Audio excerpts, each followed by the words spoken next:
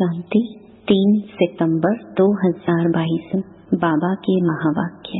मीठे बच्चे, शरीर पर कोई भरोसा नहीं, इसलिए जो शुभ कार्य करना है वह आज कर लो, कल पर नहीं छोड़ो। प्रश्न: अपना खाना आबाद करने अर्थात मालामाल होने की युक्ति क्या है? उत्तर: शिव बाबा को अपना वारिस बच्चा बना दो तो वह तुम्हें 21 जन्मों के लिए माला माल कर देंगे। यह एक ही है जो सबका बच्चा बन सबका खाना आबाद कर देते हैं, परंतु कई डरते हैं, समझते हैं शायद सब कुछ देना पड़ेगा। बाबा कहते, डरने की बात नहीं, तुम अपने बच्चों आदि को संभालो, उनकी पालना करो, परंतु याद इस बच्चे को करो तो तुमको लाल कर देगा। अगर इस बच्चे पर बलि चढ़े तो तुम्हारी बहुत सेवा करेगा। ओम शांति। इस समय सब सेंटर्स पर जो भी बच्चे बैठे हैं वह जरूर समझते होंगे कि हम शिव बाबा के महावाक्य सुनते हैं और कोई ऐसी संस्था नहीं होगी, क्योंकि शाखाएं तो बहुतों की है ना। भल वह टेप आदि भी भरते होंगे, जहाँ उन्हों की हेड ऑफिस होगी, जहाँ उन्हों का गुरु रहता होगा, उनको ही याद करते होंगे। निराकार परमपिता परमात्मा को तुम्हारे सिवाय कोई भी याद नहीं करते होंगे। इस संगम समय पर ही पारलौकिक बाप आते हैं, बच्चों को बैठ परिचय देते हैं और बच्चे निश्चय बुद्धि हो उसी धुन में रहते हैं। परम पिता परमात्मा इस समय ही मुरली चलाते हैं। शास्त्रों में भी है कि कृष्ण मधुबन में मुरली बजाते हैं। मधुबन तो मुख्य है एक, बाकी सब जगह मुरली जाती है। मनुष्यों की बुद्धि में तो है कृष्ण मुरली बजाते हैं, शिव बाबा मुरली चलाते हैं। यह किसकी बुद्धि में कभी आ न सके, यह किसको पता नहीं है। जहाँ जहाँ तुम्हारे सेंटर्स खुलते हैं सभी यह समझते हैं शिव बाबा की मुरली बजती है ब्रह्मा द्वारा, जो फिर सब ज्ञान गंगाएं सुनकर औरों को सुनाती हैं। बुद्धि में तो शिव बाबा याद है ना। शिव बाबा जिसको भगवान कहा जाता है, शिव बाबा मुरली सुनाते हैं, यह कोई भी शास्त्रों में नहीं है। तुम बच्चे कहाँ भी हो समझते हो यह मुरली जो छपकर आई है शिव बाबा की ही आई है। शिव बाबा बिगर कोई सिखला नहीं सकते। बाप ही कहते हैं मुझे याद करो तो मैं वर्षा दूंगा। बाबा बच्चों को समझाते रहते हैं कि माँ मेकम याद करो और कोई भी नाम रूप को याद नहीं करो। साकार मनुष्यों के फोटो आदि तो जन्म जन्मांतर इकट्ठे करते आए हो, उपासना करते आए हो। देवताओं आदि के चित्र रखना यह सब तुम्हारा छूट जाता है। भक्ति मार्ग में आत्माएं बाप को याद करती हैं। शरीर को तो तब याद करते जब देह अभिमानी बनते हैं। बाप घड़ी घड़ी कहते हैं अपने को आत्मा समझ बाप को याद करते रहो। आत्मा ही पतित दुखी बनी है। आत्मा कहती है मैं महाराजा था, अब रंक बन गया हूँ। तुमको अब स्मृति आई है हम बाबा के बच्चे हैं। बाप से हमने वर्षा पाया था। अब बाप कहते हैं सबको बाप का परिचय दो। इन जैसा शुभ कार्य होता नहीं। इस शुभ कार्य में देरी नहीं करनी चाहिए। शरीर पर तो भरोसा नहीं है, न जवान पर न बूढ़े पर, इसलिए जो कुछ करना है सो आज करना चाहिए। आजकल करते करते काल खा जाएगा। बाप ने कितनी बड़ी हॉस्पिटल कम यूनिवर्सिटी खोली है, जिससे हेल्थ वेल्थ हैप्पीनेस मिलती है। हेल्थ वेल्थ है तो हैप्पी है ही है। निरोगी काया है, धन है तो मनुष्य सुखी है। तो बाप कहते हैं जिसको शुभ कार्य करना है कर लो। सिर्फ 3 पैर पृथ्वी लेकर यह हॉस्पिटल खोलो। सबको बाप का परिचय दो। बाप स्वर्ग का रचयिता है तो जरूर बाप से स्वर्ग का वर्षा मिलना चाहिए। भारतवासियों को वर्षा था ना। इन बातों को भारतवासी सहज समझ सकेंगे। भगवान को ढूंढने के लिए मंदिर हैं। आर्य समाजी लोग तो देवताओं को मानते ही नहीं, इसलिए समझते हैं यह चित्र आदि जो बनाए हैं यह सब पाखंड हैं। विघ्न तो बहुत पड़ते रहेंगे। समझाना तो बड़ा सहज है। बाप का फरमान है, जल्दी मेरे साथ सगाई तो कर दो। सगाई करने से ही वर्षे के हकदार बन सकते हैं। बाप रूहानी सर्जन हैं। तुम उनके बच्चे कहलाते हो तो तुम भी सर्जन ठहरे। जरूर आत्माओं को ज्ञान इंजेक्शन लगाना पड़े।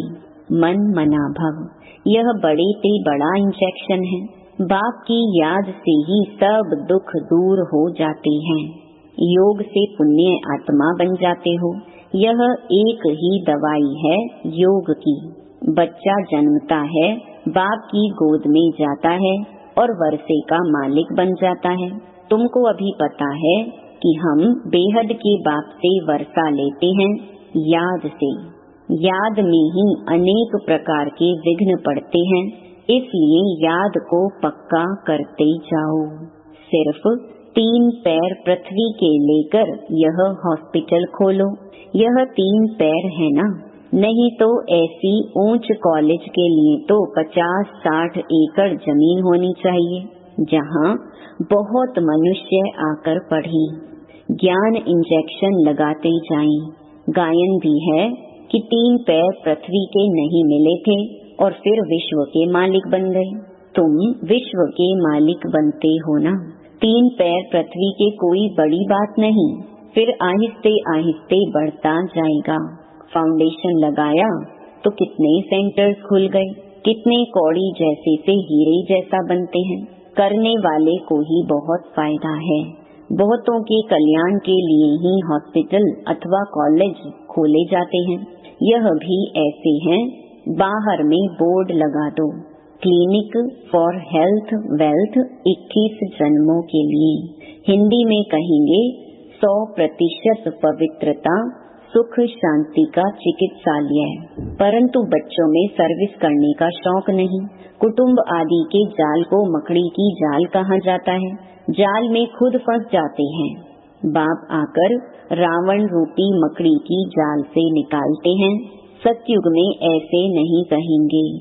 यहाँ भी आप ही अपनी जाल में फंस मरते हैं। यह है ही रावण का राज्य। कितनी बड़ी बड़ी रावण की जाल है सारी सृष्टि पर। सभी शोक वाटिका में बैठे हैं। इस रावण की जाल में सब साधु संत आदि फंसे हुए हैं। अब बाप कहते हैं, इन सब को भूल अपने को आत्मा निश्चय करो और सबको यही रास्ता बताते रहो। यह सृष्टि चक्र का राज दूसरा कोई बता नहीं सकते। बाप कहते हैं, इन सब को छोड़ माँ में कम याद करो। याद से ही तुम्हारे सब पाप मिट जाएंगे। शुभ कार्य में देरी नहीं करनी चाहिए। मिसाल भी देते देरी करते करते मर जाते हैं। फिर भोग पर जब वह आत्मा आती है तो फिर बहुत रोती है। फिर बोला जाता है, देखो तुमने देरी की। आजकल करते करते काल खा गया, अब ज्ञान तो उठा नहीं सकते हो। ऐसे ऐसे उल्हना दिया जाता है। बहुत बच्चे ख्याल करते हैं, अच्छा कल यह करेंगे, फिर मर जाते हैं। इसलिए समझाया जाता है, ममत्व छोड़ दो। लौकिक संबंधी तुम्हारा कोई कल्याण करने वाले नहीं हैं। यह शिव बाबा अब तुम्हारा बच्चा बनते हैं। कहते हैं, तुम मुझे वारिस बनाओ तो मैं तुम्हारी बहुत सेवा करूँगा। इसलिए बाबा पूछते भी हैं, आपको कितने बच्चे हैं? मुझ शिव को अपना बच्चा बनाया तो माला माल हो जाएंगे 21 जन्मों के लिए। कन्या तो अपने घर जाती है, बच्चे के लिए कितना हैरान होते हैं। बच्चा नहीं होता है तो दूसरी तीसरी शादी भी करते हैं। बाप कहते हैं, वह लौकिक बच्चे तो तुम्हारी कुछ भी सेवा नहीं करेंगे। यही एक सबका बच्चा बनता है, एकदम सबका खाना आबाद करने। परंतु कई डरते हैं कि सब कुछ देना पड़ेगा, क्या होगा। बाप कहते हैं अपने बच्चों आदि की पालना तो करनी ही है, परंतु याद इस बच्चे को करो, यह तो तुमको लाल कर देगा। काशी के मंदिर में जाकर बलि चढ़ते हैं, समझते हैं शिव पर बलि चढ़ने से जीवन मुक्ति मिलनी है। वास्तव में बात यहाँ की है, कहाँ की बात कहाँ ले गई है।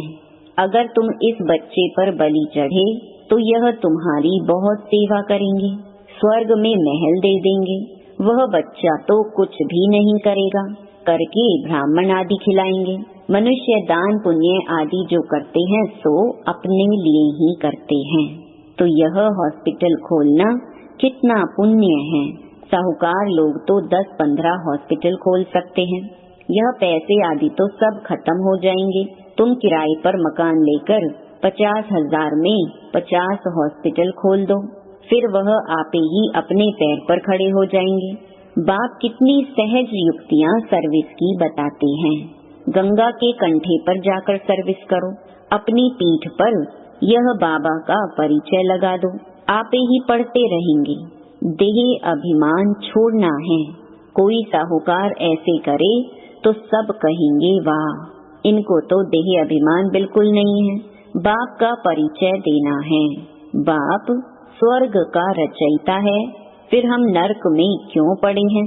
अभी बाप आए हैं, कहते हैं देह के सब संबंध छोड़ मुझे याद करो।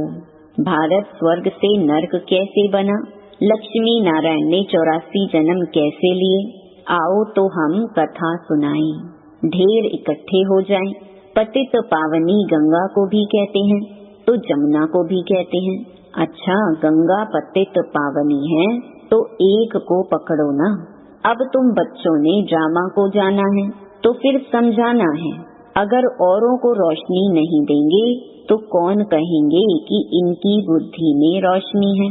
सर्जन इंजेक्शन लगा न सके तो उनको सर्जन कौन कहेगा।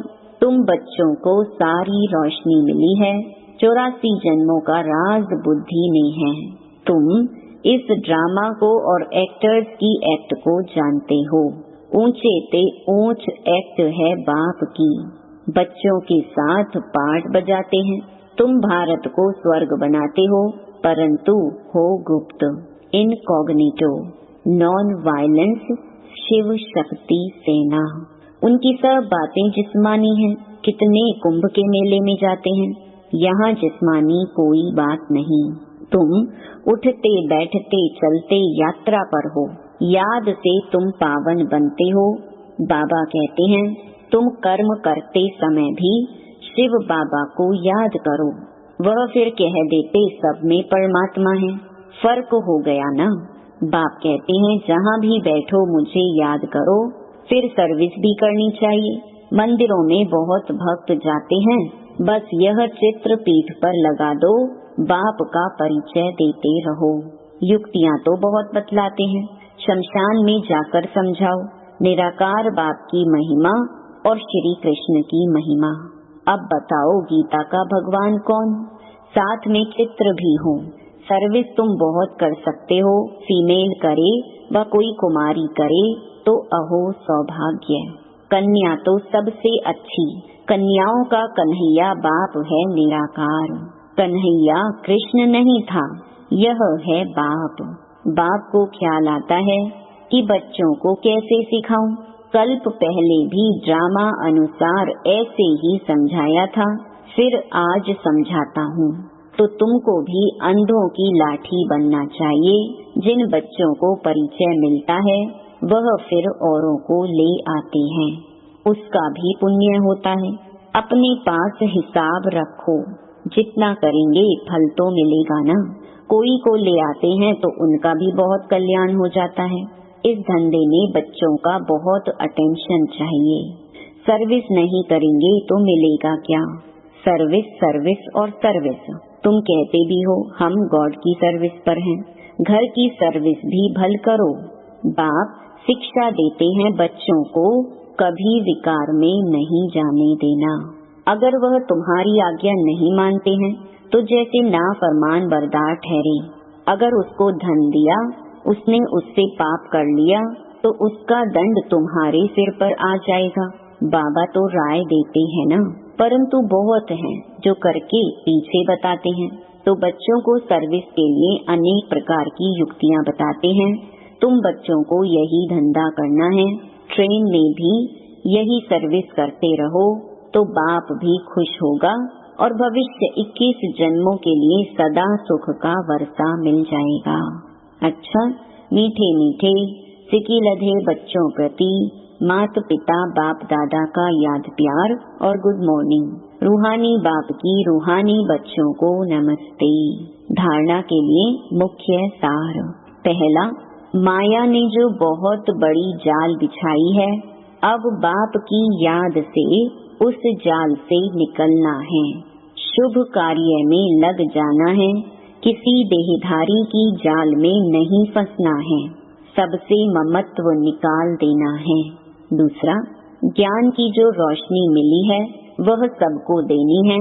देह अभिमान को छोड़ भिन्न भिन्न युक्तियों से सर्विस करनी है। अंधों की लाठी बनना है। वरदान, अनेक प्रकार के भावों को समाप्त कर आत्मिक भाव को धारण करने वाले सर्व के स्नेही भव। देह भान में रहने से अनेक प्रकार के भाव उत्पन्न होते हैं। कभी कोई अच्छा लगेगा तो कभी कोई बुरा लगेगा। आत्मा रूप में देखने से रूहानी प्यार पैदा होगा। आत्मिक भाव, आत्मिक दृष्टि, आत्मिक वृत्ति में रहने से हरेक के संबंध में आते हुए अति न्यारे और प्यारे रहेंगे। तो चलते फिरते अभ्यास करो, मैं आत्मा हूँ।